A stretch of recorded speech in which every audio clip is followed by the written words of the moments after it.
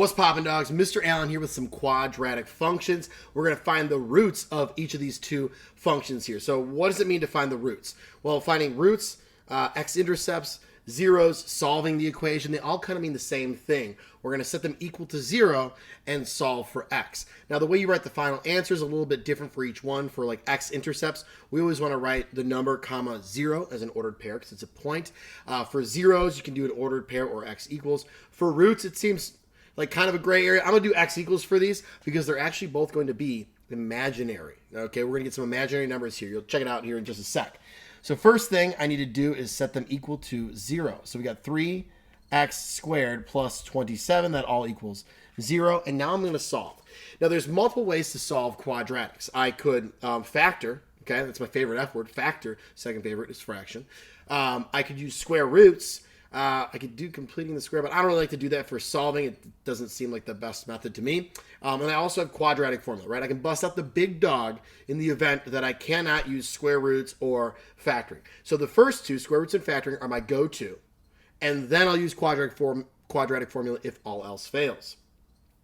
So to tell if you can use square roots, we're just looking to see if we have an x squared, or perhaps a quantity with x in it squared and no other x's in that equation. This one fits that bill. I'm going to use square roots. All right, so I'm going to subtract 27. I don't know if you guys can hear the cricket that's in my garage right now where I'm filming, but it's intimidating. It sounds like no one's paying attention in class. So I'm just getting crickets, like literal crickets. Anyway, so I got negative 27 equals 3x squared. Then I'll divide by 3, and I've got negative 9 equals x squared. Now I can use square roots to solve. So I'll square root. I'm going to use a different color. Make it pop. Square root. And I've got x equals plus or minus.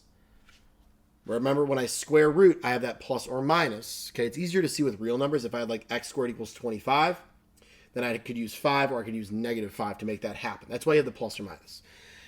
So here I've got, well, the square root of 9 is 3, but I have a negative in there, so it's going to be plus or minus 3i. Those are my two roots, right? There are two. Positive 3i, negative 3i, America.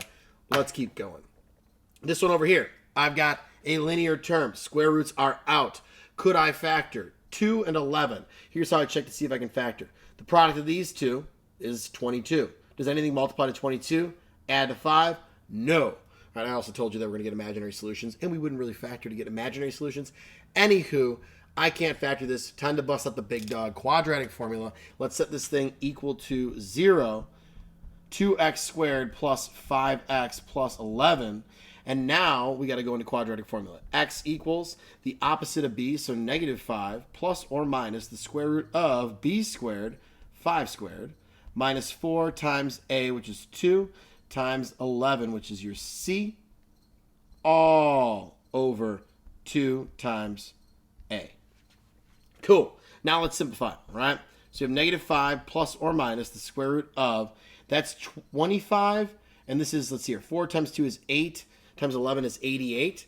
And this would be subtraction because these two are positive. I always check to see what my signs are. Like if that was a negative 11, that would make all that addition. We just add everything together. So I usually take care of my signs first, and then I deal with the numbers. I know this is going to be subtraction here because there's no other negative. So we got 25 minus 88. That is negative 63 all over 4. So we're almost done. However, we do need to simplify this square root of 63, and I'm going to do that over here. So square root negative 63. We break it down the same way we would any other square root and just do a factor tree, but that negative, we're going to pull that out. You can think of this as the square root of negative 1 times the square root of 63. That's just I, and now I'll break this down. We have, you could do perfect squares, or you can just do common factors. I'm seeing like, what, 9 and 7 here, and then 3 and 3. Or the square root of 9 is just 3. Pair comes out, 7 stays in. Now we're ready to write our almost final answer, or maybe it will be our final answer. Let's see here. X equals negative 5 plus or minus 3i root 7 is left over, all over 4 Bingo, bango, we are done. The only way you would simplify this is if all three of these three numbers here are divisible by the same thing.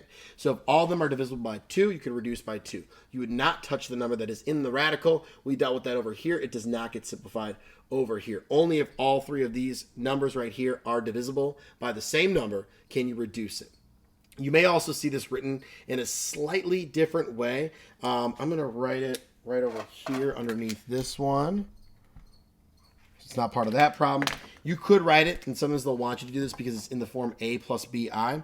You would have negative 5 over 4 plus or minus, so plus or minus, and then you'd have 3 root 7 over 4i. You may see that notation on the ACT or the SAT where they split it up into a plus or minus bi, where this is a real number. This right here is a real number. That's my imaginary.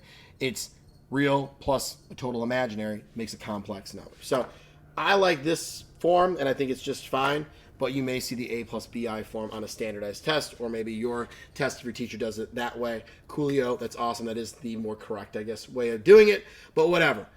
This is how I'm going to do it. That's how I'm going to do it. Those two problems are done. You guys are awesome. Thanks for watching, and have a fantastic day.